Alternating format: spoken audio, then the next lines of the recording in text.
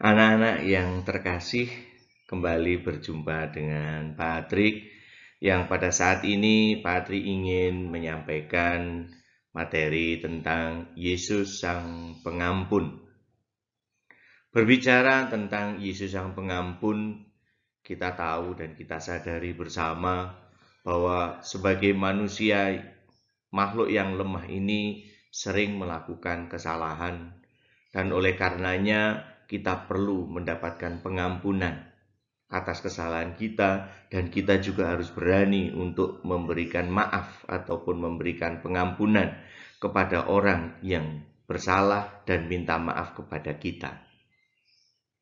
Persoalannya, apakah semua orang akan dengan mudah memaafkan ataupun juga meminta maaf? Ternyata tidak semudah itu. Ada beberapa faktor yang dapat menyebabkan orang itu sulit untuk minta maaf ataupun memaafkan. Faktor yang pertama antara lain karena keinginan untuk mempertahankan harga diri. Oh, saya suruh minta maaf. Waduh, harga diri saya bisa jatuh. Nah, orang-orang yang seperti ini, orang-orang yang ingin mempertahankan harga dirinya ini akan sulit untuk memaafkan. Yang kedua juga karena untuk menjaga wibawa, untuk menjaga rasa gengsinya. Lalu kemudian yang ketiga karena sikap egois atau sikap mau menang sendiri. Kenapa saya yang harus memaafkan? Mengapa saya harus minta maaf? Dan sebagainya. Ada sikap egois atau sikap mau menang sendiri, sehingga ini bisa menyebabkan orang sulit untuk meminta maaf ataupun juga memaafkan.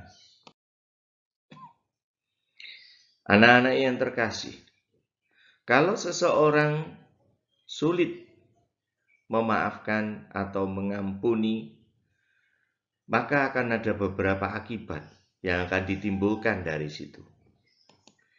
Yang pertama akan menumbuhkan rasa dendam. Karena ketidakmampuan memaafkannya itu, rasa dendam yang ada di dalam dirinya akan tumbuh dan tumbuh terus. Yang berikutnya, orang yang bersalah pada akhirnya akan menanggung rasa bersalah secara berkepanjangan. Karena kita tidak mau memaafkannya itu.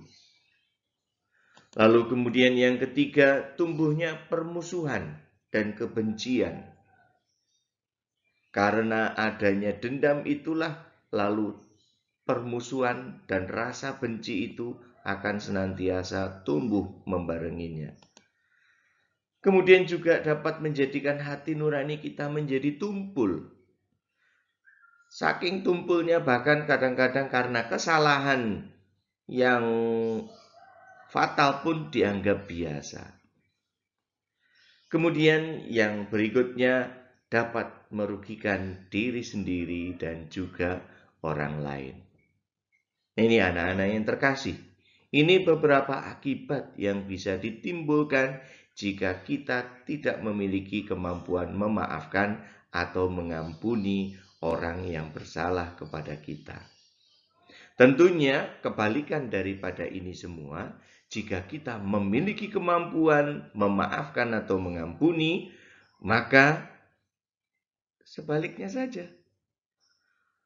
Dendam di dalam diri setiap orang bisa dimatikan. Bisa menumbuhkan rasa damai. Orang tidak lagi merasa bersalah. Ada kelegaan di dalam dirinya ketika kita memaafkannya. Adanya tumbuhnya persaudaraan, tumbuhnya perdamaian. Dan yang penting bagi diri kita, hati nurani kita menjadi semakin peka. Nah itu anak-anak, kalau kita mampu memaafkan atau mengampuni orang lain. Nah, Lalu bagaimana Yesus mengajari kepada kita tentang mengampuni ini? Nah, ketika muridnya bertanya, "Guru, sampai berapa kalikah kami harus mengampuni? Sampai 7 kali kah?" Tapi Yesus menjawab mereka dengan berkata, "Mengampuni 70 kali 7 kali." Jadi bukan hanya 7 kali. Bayangkan 70 kali 7 kali berapa lagi? Ini ya. Nah, dari pernyataan Yesus ini mengandung makna bahwa Yesus mengajarkan kepada kita untuk mengampuni tanpa batas. Sebanyak mungkin kita diberikan kesempatan dan diajarkan oleh Yesus untuk mau mengampuni kepada sesama yang bersalah kepada kita. Nah, apa dasar atau yang mendasari agar kita dapat mengampuni tanpa batas? Kita belajar pada sang guru kita, yaitu Yesus sendiri, bahwa apapun dalam pengampunan yang dilakukan oleh Yesus didasari oleh kasih. Bahkan Yesus mengatakan, "Kasihilah musuhmu dan berdoalah bagi mereka yang menganiaya kamu." Artinya, kita akan mampu untuk mengasihi tanpa batas kalau kita pun seperti Yesus, mendasari pengampunan kita oleh karena kasih. Nah, anak-anak yang terkasih, mari kita berjuang dan berusaha untuk meneladan Yesus Kristus, Sang Maha Pengampun ini, sehingga kedamaian, kekeluargaan, persaudaraan akan senantiasa terjalin di antara kita sesama umat manusia. Semoga Tuhan senantiasa memberkati kita.